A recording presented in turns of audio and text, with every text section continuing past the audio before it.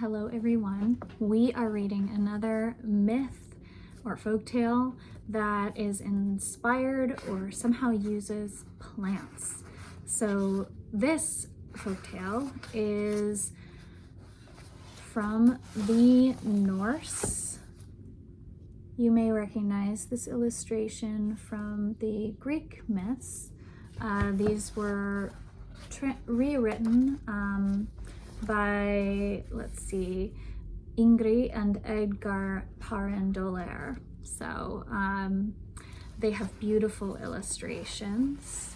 And we are going to be reading about the death of Balder.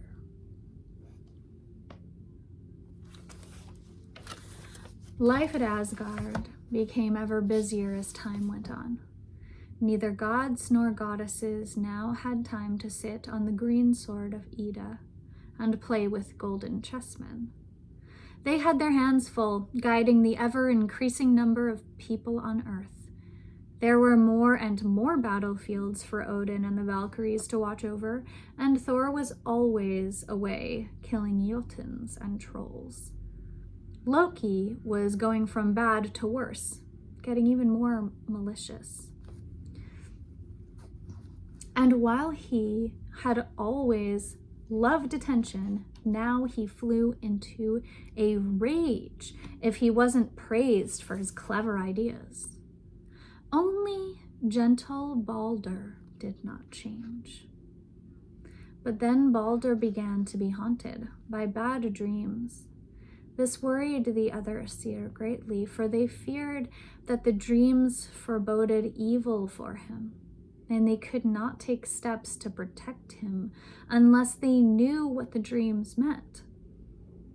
They met in a council at Yggdrasil's foot, and there was decided that Odin himself must go to the grave of Avolva, a wise woman who had long been dead. He must bring her back by his magic and force her to reveal what Balder's dreams meant. In the blackness of night, Odin rode to the burial mound of the Volva. He sang a magic chant, and her ghost rose, moaning and groaning from the hollow ground. Wearily she spoke. Balder's days are numbered. Hel has already prepared a seat for him in her dark world. And she sank back into her grave. With a sad heart, Odin rode home to Asgard and told the Aesir there was nothing they could do. Balder would soon be leaving for Hel. But Frigg, Balder's mother, refused to give up hope. She went out into the world and made all things living and lifeless promise not to harm her son. Water, fire, stones, metals, diseases, plants, trees, and all the animals joyfully gave their pledges. Frigg returned to Asgard, and the Aesir were happy again.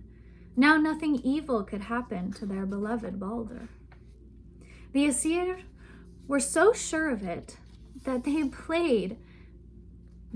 playfully formed a ring around Balder and pelted him with pebbles, rocks, spears, and axes.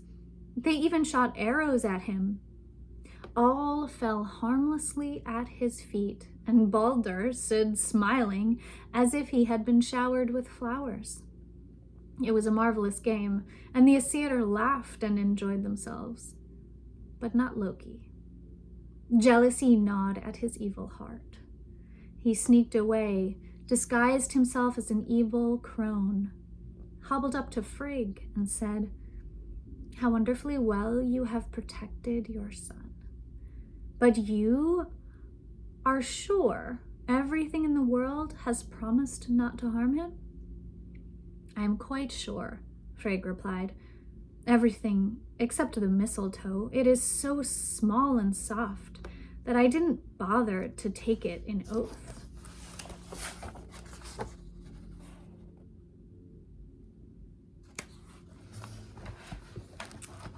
Aha! This will be Balder's undoing. Loki thought as he hobbled away in a hurry. He quickly found a mistletoe plant and made a sharp arrow from one of its twigs. Then he returned to the Aesir, who were still at play around Balder. Hod, Balder's blind brother, stood aside by himself. "Why don't you take part in the game?" Loki asked him. "How can I?" answered Hod. "I cannot see where Balder stands. Besides, I have no weapon." "Here," said Loki, "take my bow and arrow, and I shall guide your aim." With Loki's help, Hod pulled the bowstring and listened for the soft sound of the arrow falling to the ground. Instead, he heard a dull thud and a cry of anguish from all the Aesir. Never had an arrow found its mark so well. The little twig had pierced Balder's heart. In horror, the Aesir turned and stared at Hod, who was again standing by himself, for Loki had hurried away. Their arms fell limply to their sides, and they wept. How could their world survive without gentle Balder?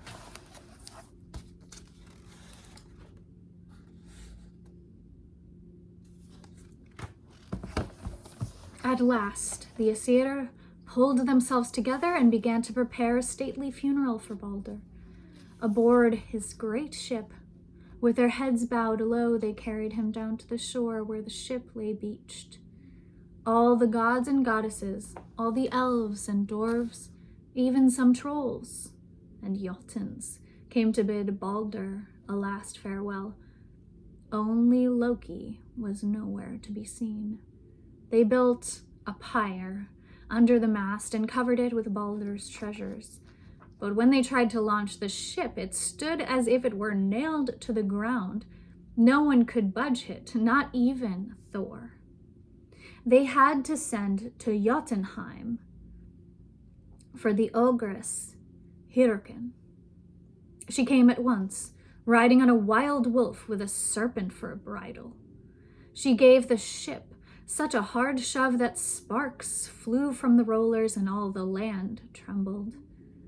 Once the ship was afloat, Balder's body was placed on the pyre. When Nanna, his wife, saw this, her heart broke, and she died. She could not live without him. So the Aesir sadly laid her down at her husband's side.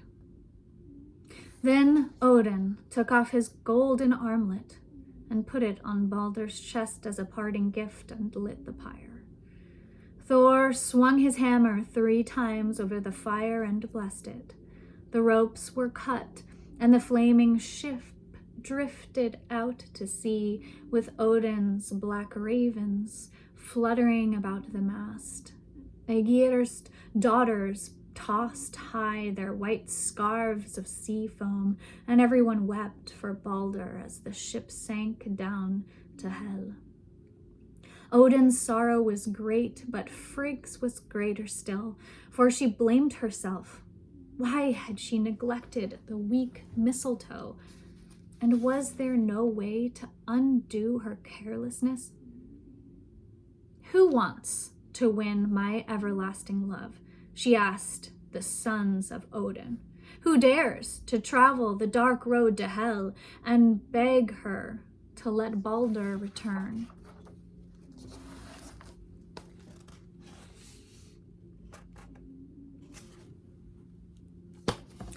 Odin's son Hermod had great courage and stepped forward, saying that he would travel the road to Hel.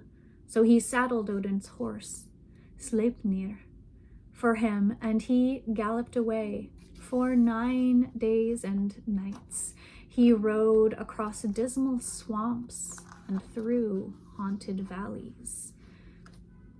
On the 9th night he came to a bridge paved with gold which spanned an icy river coming from Nilfheim.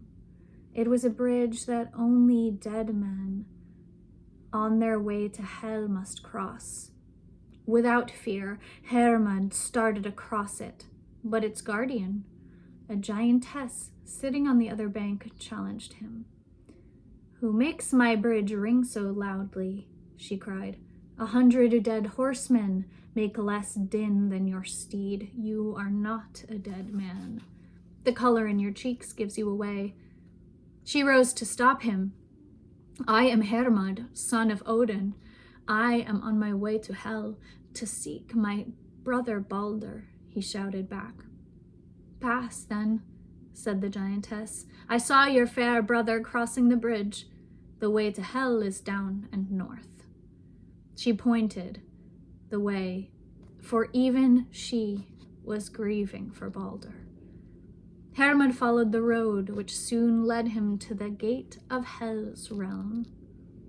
There the fearful dog Garm stood snarling and straining at his leash, but Hermod spurred his horse, and Sleipnir leapt high over the gate. At the doorstep, he dismounted and walked into the hall of Hel. Stony-faced and dreadful to behold, Hel sat on her throne. Across from her sat Balder, with Nanna at his side. She had a wreath of wilted flowers on her head, and a horn of sweet mead stood before them untouched. They sat without stirring, as if in a dream. Hermod greeted Hel and began to speak. For a whole night he pleaded with her to let Balder go. He told her how much the Aesir grieved over their loss and how all nature was weeping for him. At last she rose from her throne, and the gold that entwined her huge body flared like flames as she spoke. "If it be true that Balder is so beloved that all things, living and lifeless, weep for him, I will let him return to the living. But if there is one that will not weep, then he must remain with me," she said. Hermod prepared to leave, and Balder rose and led him through the door. He thanked Hermod for coming such a long way. Then he gave him Draupnir, the golden armlet, and asked him to take it back to Odin. The dead have no need for gold. Hermod rode back to Asgard as fast as Sleipnir would carry him, and Hel's words brought new hope to the Aesir. They had no doubt that all things in the world would join them in weeping for Balder, and Frigg at once sent